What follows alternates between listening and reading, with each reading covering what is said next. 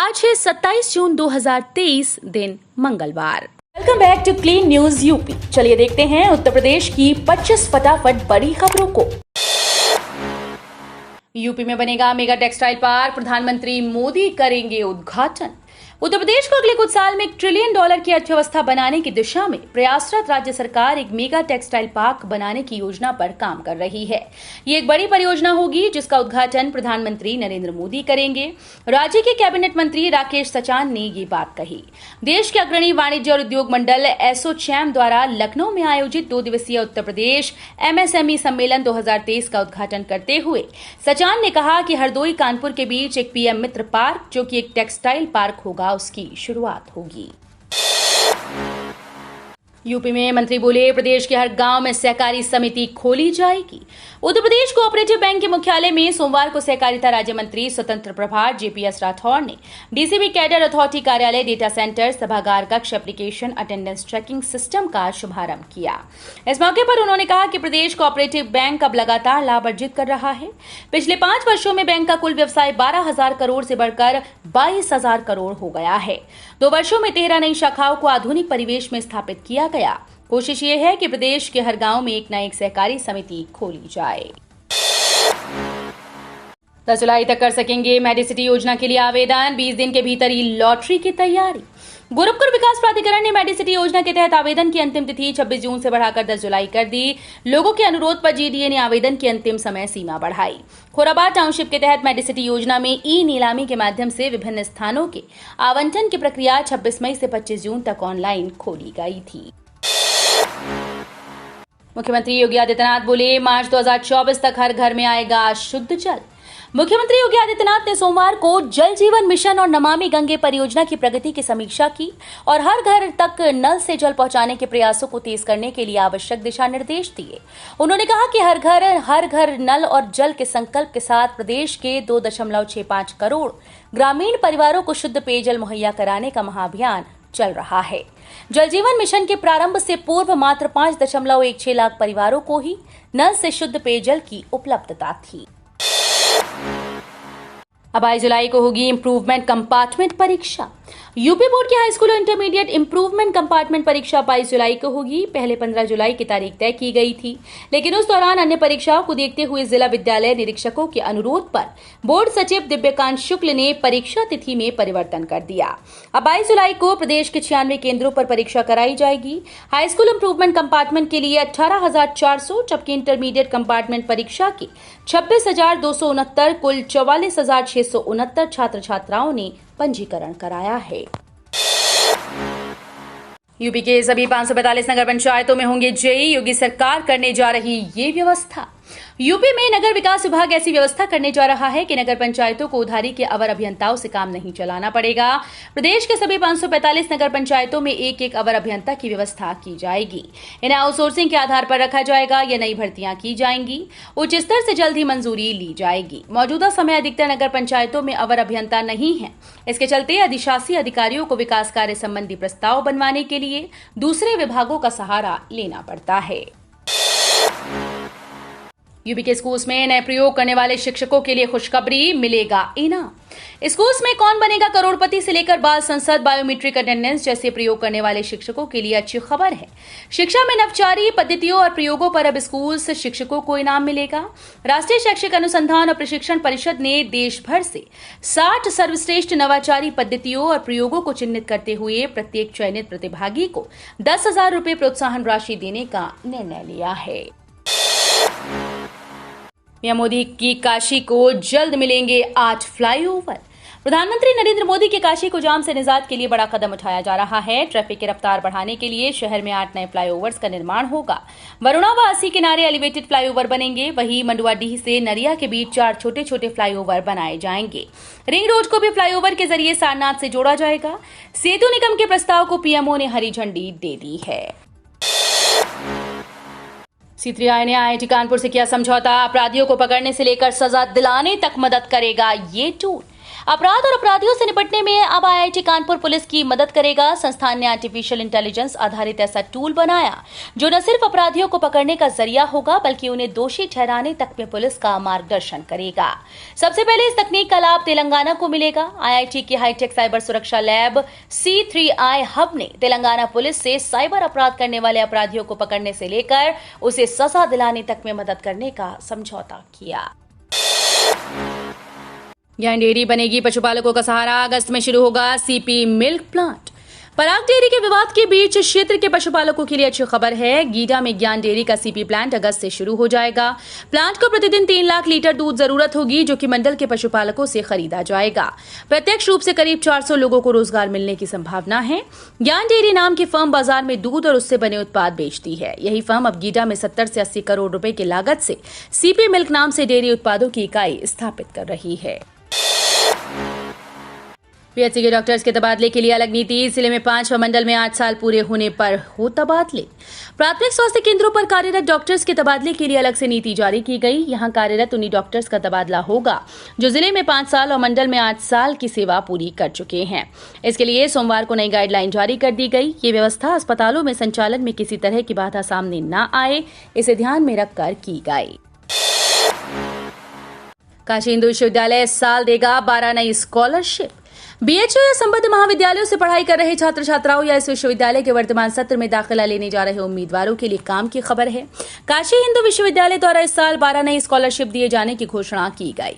BHU द्वारा साझा की गई जानकारी के मुताबिक विश्वविद्यालय के प्रतिदान अभियान के अंतर्गत उद्योगपति दीनानाथ झुंझुनवाला की पत्नी किशोरी झुंझुनवाला और जगदीश झुंझुनवाला से मिली 60 लाख रुपए की सहायता राशि के चलते इस छात्रवृत्ति की घोषणा की गई। आगरा मेट्रो चलने की डेट फाइनल। मेट्रो स्टेशन पर यात्रियों को मिलेंगे कई नए तोहफे। ताजनगरी आगरा में 29.08 किलोमीटर लंबा मेट्रो रेल नेटवर्क अगस्त 2024 की समय सीमा से कुछ महीने पहले चालू होने की उम्मीद है। प्राथमिकता गलियारे के 3 किलोमीटर एलिवेटेड हिस्से के लिए सिस्टम और सिग्नलिंग का काम जोरों पर चल रहा है। अंडरग्राउंड सेक्शन का काम भी तेजी से पूरा किया जा रहा है। अधिकारियों को उम्मीद है कि आगरा में जल्द ही निर्धारित समय सीमा से पहले विश्व स्तरीय मेट्रो प्रणाली होगी, जहां सभी भूमिगत स्टेशन का सिविल कार्य पहले से ही तेजी से किया जा रहा है। वहीं सुरंग निर्माण का कार्य TBM द्वारा किया जा रहा है। यूपी के लाखों कर्मचारी हुंकार रैली से दिखाएंगे अपनी ताकत। पुरानी पेंशन बहाली को लेकर मंगलवार को राजधानी में लाखों की संख्या में कर्मचारी जुटेंगे। चारबाग रेलवे स्टेडियम में होने वाली हुंकार महारैली में पुरानी पेंशन योजना बहाली संयुक्त मंच के नेतृत्व में कर्मचारी अपनी आवाज बुलंद करेंगे। इस बाबत सोमवार को चारबाग स्टेशन पर नॉर्दर्न रेलवे मेंस यूनियन के दफ्तर में हुए प्रेस वार्ता में जानकारी दी गई। संयुक्त मंच के पदाधिकारियों का कहना है कि केंद्र सरकार पर पुरानी पेंशन बहाली को लेकर दबाव बनाया जाएगा। इस हुंकार रैली में रेलवे के कर्मचारी बड़ी संख्या में शामिल होंगे। यूपी JEE CUP त्रुटि सुधार विंडो आज हो जाएगी बंद। उत्तर प्रदेश संयुक्त प्रवेश परीक्षा 2023 के लिए अपने आवेदन में बदलाव करने की आखिरी तारीख आज मंगलवार 27 जून 2023 है। आवेदक आधिकारिक वेबसाइट gcup.nic.in पर परीक्षा के लिए अपने आवेदन में बदलाव कर सकते हैं। यूपी GCUP 2023 परीक्षा तिथि की घोषणा जल्द होने की उम्मीद है। यूपी JEE उत्तर प्रदेश के सरकारी और निजी पॉलिटेक्निक कॉलेजेस में प्रवेश पाने के इच्छुक उम्मीदवारों के लिए एक राज्य स्तरीय परीक्षा है। वेस्ट यूपी के इन मंदिरों में जाना है तो ध्यान रखें ड्रेस कोड। अमर्यादित वस्त्रों में नहीं मिलेगी कोई एंट्री। अखाड़ा परिषद के देवालय, शिवालय, देवी शक्तिपीठों में अभद्र वस्त्र पहनकर न आने की अपील के बाद पश्चिमी उत्तर प्रदेश के विभिन्न जिलों में मंदिरों में ड्रेस कोड शुरू करने की कवायद जारी है। यहां मेरठ, मुजफ्फरनगर और शामली समेत अब तक कई जिलों के हिंदू धार्मिक स्थलों पर अमर्यादित वस्त्र न पहनकर आने की अपील की गई। एक तरफ मंदिर समितियां इसे विनम्र आग्रह के तौर पर श्रद्धालुओं से अनुसरण करने की लगातार अपील कर रही हैं, तो वहीं श्रद्धालुओं ने भी इसे सही बताया है। वाराणसी में सीएम योगी बोले, मिशन 2024 का किया शंखनाद। जनसभा में बोले पीएम मोदी ने देश का गौरव बढ़ाया। देश की सियासत की धुरी बन चुकी बनारस की धरती से मुख्यमंत्री योगी आदित्यनाथ ने मिशन 2024 का शंखनाद किया। रोहनिया स्थित जगतपुर इंटर कॉलेज में आयोजित जनसभा को संबोधित करते हुए जन जन खुशहाल, विकास अपार, डबल इंजन की सरकार का नारा दिया। साथ ही विपक्ष पर भी हमला बोला। इस दौरान सरकार की विभिन्न योजनाओं के लाभार्थियों को चेक और प्रमाण पत्र दिया। इसके बाद वे करखियाव स्थित पैक हाउस रवाना हो गए। वहां से बनारसी लंगड़ा आम, मिर्च सहित अन्य उत्पादों को दुबई के लिए हरी झंडी दिखाई। कानपुर डिफेंस कॉरिडोर को प्रयागराज हाईवे से जोड़ेगी 4 लेन सड़क। अदानी समूह को 206 हेक्टेयर भूमि आवंटित। साड़ा स्थित डिफेंस कॉरिडोर में औद्योगिक इकाई स्थापित करने के लिए अदानी समूह को सर्वाधिक 206 हेक्टेयर भूमि आवंटित हुई। इससे कानपुर डिफेंस कॉरिडोर देश भर के उद्योगपतियों की नजर में आ गया। यहां भूमि की मांग बढ़ने लगी। ऐसे में शासन भी सुविधाएं और संसाधन मुहैया कराने में जुट गया। इस कड़ी में बेहतर कनेक्टिविटी के लिए अब डिफेंस कॉरिडोर को दिल्ली प्रयागराज हाईवे से जोड़ने की तैयारी है। 15 दिन से बंद है राष्ट्रीय पारिवारिक लाभ योजना पोर्टल, नहीं हो पा रहा आवेदन। राष्ट्रीय पारिवारिक लाभ योजना पोर्टल पर आवेदन नहीं हो पा रहा। करीब 15 दिनों से ये समस्या बनी हुई है। जिला समाज कल्याण अधिकारी वशिष्ठ सिंह ने बताया कि वेबसाइट के रखरखाव का काम चल रहा है, इसलिए अभी आगे कुछ दिनों तक और समस्या बनी रह सकती है। योजना के तहत ऐसे गरीब परिवारों को शासन की ओर से आर्थिक सहायता दी जाती है जिनके परिवार के कमाऊ मुखिया की किसी वजह से असमय मौत हो गई हो। आश्रित परिवार को सरकार की ओर से 30,000 रुपए की सहायता दी जाती है। कर्मचारियों के लिए आई खुशखबरी। सरकार ने जारी की नई लीव पॉलिसी, मिलेगी 42 दिन की छुट्टी।